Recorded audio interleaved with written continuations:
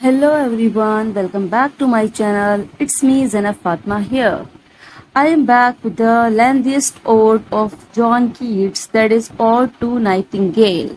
Yes friends, in this poem we have 8 stanzas, and here in this video I'll explain 3 stanzas in a row. So let's start.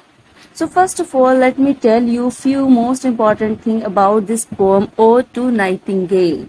Nightingale is as you know, it is a type of bird which sings a very melodious song. And what is the theme in this poem? There is theme of nature, transience and mortality. यानी कि nature के बारे में बताया गया है,